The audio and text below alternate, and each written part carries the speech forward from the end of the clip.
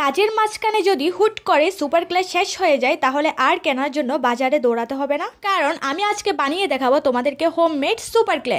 এই সুপার ক্লেগুলো বিভিন্ন কালারের হয়, হুট করে কোনো একটা কালার শেষ হলে সেটা কিন্তু এক্সট্রা কেনা যায় না, কিনতে গেলে পুরো প্যাকেটটা কিনতে হয়। সেক্ষেত্রে দেখা যায় কি আমাদের অনেকটাই লস হয়ে যায়। এখন থেকে সেটা আর তোমাদেরকে করতে হবে না, যে কালারটা শেষ হবে সে কালারটাই তোমরা মুহূর্তের মধ্যে বানিয়ে নিতে পারবে, যদি তোমরা আমার এই ভিডিওটা পুরোটা দেখো। চলো শুরু করা যাক। সুপার ক্লে বানানোর জন্য প্রথমে আমি একটা বাটি নিয়ে নিয়েছি, তারপর দিয়ে দিয়েছি সেখানে কিছুটা পানি। এবার তোমাদের যে রঙের সুপার ক্লে শেষ হবে সে রংটা পানির মধ্যে দিয়ে দিবে।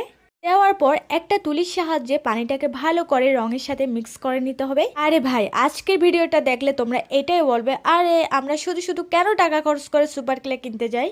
যাই হোক, আমাদের নেক্সট উপাদান হচ্ছে টুথপেস্ট। এখানে সাদা কালারের যে কোনো টুথপেস্ট দেওয়া যাবে। এবার এটাকেও আমি পানিগুলোর সাথে ভালো করে মিক্স করে নিব। এই সুপার ক্লেগুলো বানানো এত সহজ ভাইরে ভাই, আমি যদি আগে জানতাম আমি সবসময় বানিয়ে বানিয়ে বিভিন্ন ধরনের ক্রাফটিংয়ের কাজ করতাম। টুথপেস্টটাকে ভালো করে মিশানোর পর এবার আমাদের তৃতীয় উপাদান হচ্ছে পাউডার। এখানে আমি অল্প পরিমাণে পাউডার দিয়ে দেবো। আর দেখো, এই পাউডারের কিন্তু ডেট চলে গিয়েছে, মানে তোমরা এটা বলতে পারবে না আমি সুপার ক্লে বানানোর জন্য ঘরের পাউডার নষ্ট করছি। যেহেতু এটা ডেট চলে গিয়েছে তাই এটা এখন আর কেউ ইউজ করে না, তাই এটা দিয়ে আমি বানাই সুপার ক্লে। এবার দিচ্ছি আটা, অল্প অল্প করে এখানে আমি আটা মিক্স করছি।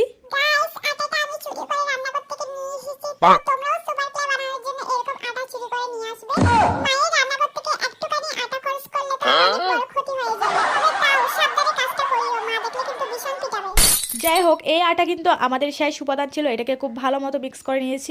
আর প্রথমে পানি আর রং দিয়ে আমি যে লিকুইডটা বানিয়েছিলাম সেটা একটু বেশি হয়ে গিয়েছিল, তাই সেটা আমি অর্ধেক রেখে দিয়েছিলাম।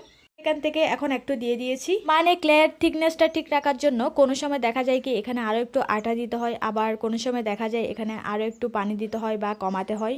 এটা তোমরা তোমাদের অনুযায়ী বুঝে নিতে পারবে। ও দেখো, এবার একদম শেষে আমি আরও একটু কালার দিয়ে দিয়েছি আর এটাকে খুব ভালো মতো মিক্স করে নিচ্ছি। মিক্স মিক্স মিক্স, মানে আমি একটা জিনিস বুঝলাম, পুরো ক্লে বানানো জুড়ে রয়েছে শুধু মিক্স।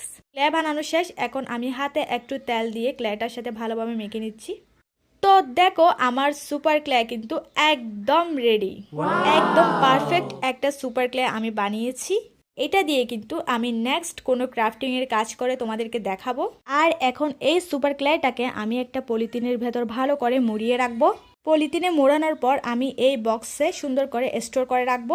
বক্সের ঢাকনাটা আমি ভালোভাবে লাগিয়ে নিব, যাতে বক্সের ভেতর বাতাস ঢুকে আমার সুপার ক্লেটা নষ্ট না হয়ে যায়। যাই হোক, ভিডিওটা কেমন হয়েছে জানাও, আর ভালো লাগলে লাইক কমেন্ট অ্যান্ড শেয়ার করিও। সবাই ভালো থেকো, টাটা।